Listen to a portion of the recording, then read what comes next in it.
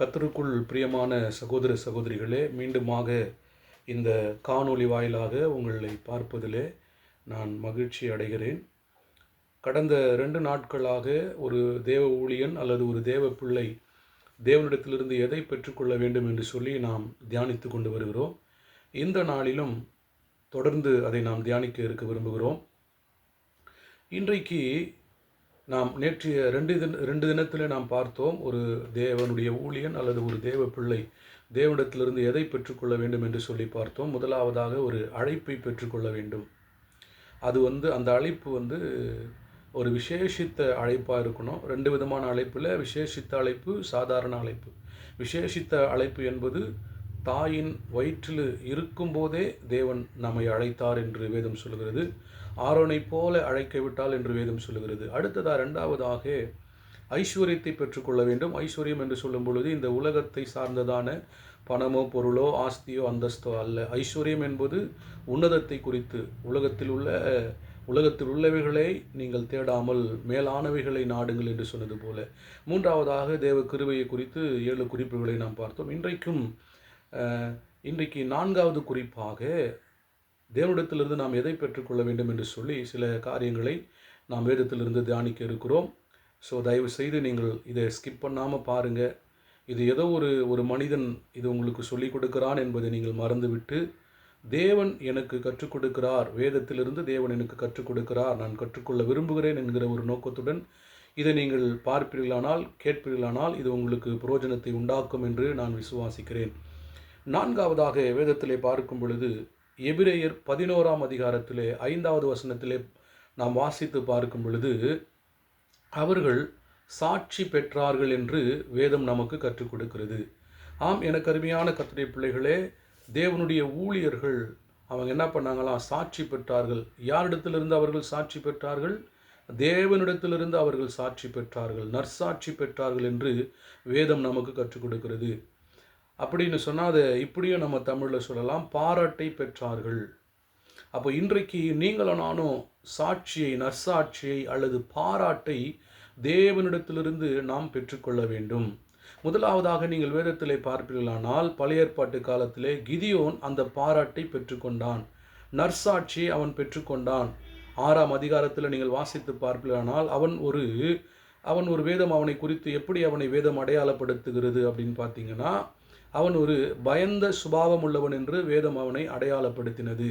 ஆனால் ஆண்டவர் அவனை குறித்து என்ன தெரியுமா சொன்னார்? அவனை அழைத்த பொழுதே சொன்னார், பராக்கிரமசாலியே, பராக்கிரமசாலியே என்று. தேவனுடைய தூதன், கர்த்தருடைய தூதனானவன். அதாவது வேதத்தில் நீங்கள் கர்த்தருடைய தூதனானவன் அப்படின்னு போட்டுக்கிற இடத்துலலாம் அது ஆண்டவரை குறிக்கிறது. கர்த்தர் நேரடியாக ஒரு மனிதனிடத்தில் பேசுவதாக இருக்கிறது என்பதை நாம் புரிந்து கொள்ள வேண்டும். சரிங்களா? அப்போது கிதியோனை பார்த்த ஆண்டவர் சொன்னார், பராக்கிரமசாலியே, கர்த்தர் உன்னோடு கூட இருக்கிறார் என்கிற அந்த சாட்சியை கிதியோன் பெற்றுக்கொண்டான். 2வதாக வேதத்தில் நீங்கள் பார்த்தீங்கன்னா, தாவீதை குறித்து வேதம் சொல்லுகிறது. தாவீதை குறித்து கர்த்தர் சாட்சி கொடுக்கிறார். என்ன சாட்சி கொடுக்கிறாரா? என் இருதயத்திற்கு ஏற்றவனாய் கண்டேன். ஆமேன். யோசித்து பாருங்களேன், ஆண்டுடைய இருதயத்திற்கு ஏற்றவனா ஒரு மனுஷனால் மாற முடியுமா? முடியுங்க. எப்போ தெரியுமா? நீங்களும் நானும் அவருடைய இருதயத்திற்கு பிரியமாய் மாறணும்னா அவர் சொன்ன மாதிரி செய்யணும். அவர் எதை விரும்புகிறாரோ, அவர் எதை யோசிக்கிறாரோ அதை நம்ம உள்ளத்தில் வச்சுட்டோம்னா நாமும் ஆண்டவருக்கு பிரியமுள்ளவர்களாய் மாறிவிடுவோம். அப்போது வேதம் சொல்லுகிறது. 2வதாக தாவீது ஆண்டவரிடத்திலிருந்து சாட்சி பெற்றான். 3வதாக வேதத்தில் நீங்கள் பார்ப்பீர்களானால், வேதத்திலே ஒரு ஏழை விதவை இருந்தால், லூக்கா 7ஆம் அதிகாரத்தில் நீங்கள் வாசித்து பார்ப்பீர்களானால், லூக்கா எழுதின சுவிசேஷத்திலே அங்கே எழுதப்பட்டிருக்கிறது. 21ஆம் அதிகாரம் 3-4 வசனம். லூக்கா 21:3-4 வசனத்தில் தேவன் அந்த விதவையை குறித்து சாட்சி கொடுக்கிறார். என்ன சாட்சி தெரியுமா? இவள் அதிகமாய் கொடுத்தாள். என்ன ஒரு சாட்சி பாருங்களேன். இன்றைக்கி நம்மலாம் கொடுக்குறோம், ஆண்டவருக்கு காணிக்கை கொடுக்குறோம், தசமம் கொடுக்குறோம், எல்லாம் கொடுக்குறோம். ஆனால் சாட்சியை பெற்றிருப்போமா?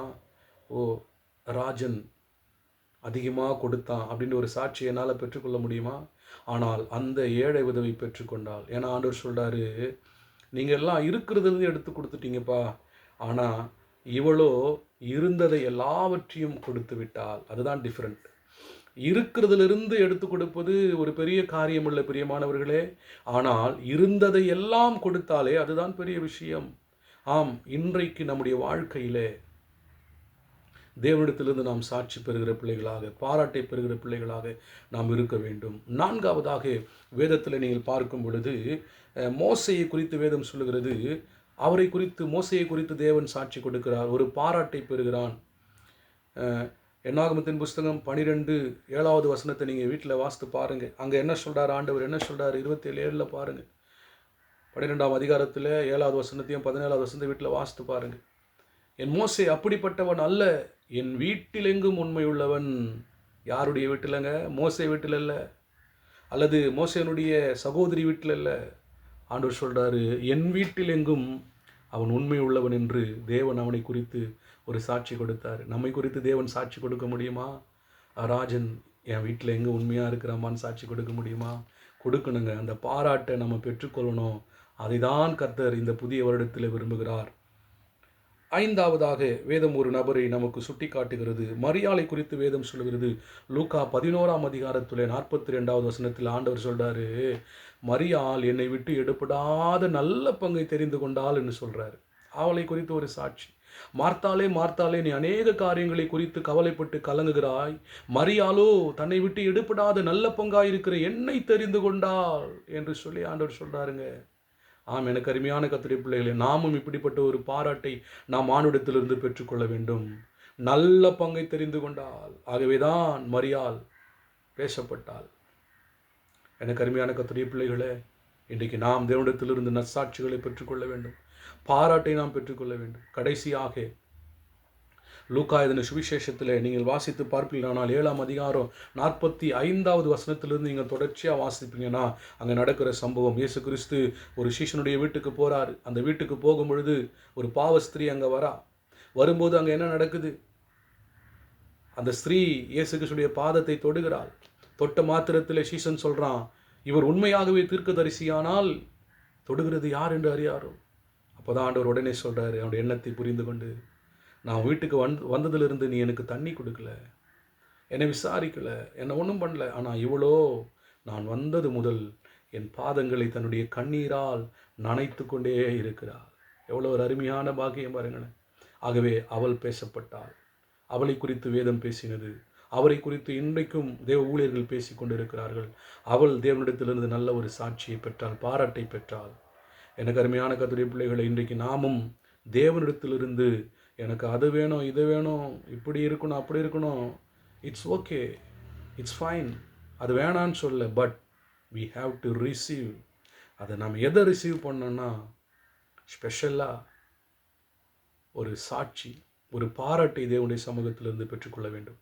இன்றைக்கி உலகத்தில் நம்ம வேலை செய்கிற இடத்துல, படிக்கிற இடத்துல, ஊழியத்தில் பாராட்டை பெற்றுக்கொள்ள வேண்டும் என்று என்னென்ன காரியமோ செய்கிறோமே. மனிதனிடத்திலிருந்து பாராட்டை பெறணும், ஒரு சாட்சியை பெறணும்னு பெற்றுக்கொள்கிறோமே. ஆனால் ஆண்டவரிடத்திலிருந்து நான் சாட்சியை பெற்றுக்கொள்ள வேண்டும் என்று சொல்லி ஏதாவது நாம் விரும்புகிறோமா? அதை நாம் விரும்பினால் நாம் தேவனிடத்திலிருந்து சாட்சி பெறுவோம். ஆம், அருமையான கர்த்தருடைய பிள்ளைகளே, நீங்கள் சாட்சி பெறுவர்களாக இருங்கள், பாராட்டை பெறுகிறவர்களாக இருங்கள்.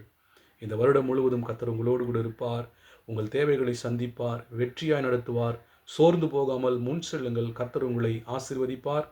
நீங்கள் மறக்காமல் இன்னும் சப்ஸ்கிரைப் பண்ணாதவங்க தயவு செய்து நீங்கள் அன்பாய் உங்களை கேட்குறேன், நீங்கள் சப்ஸ்கிரைப் பண்ணும்படியாக இயேசுவின் நாமத்தில் கேட்டுக்கொள்கிறேன். God bless you all. Thank you.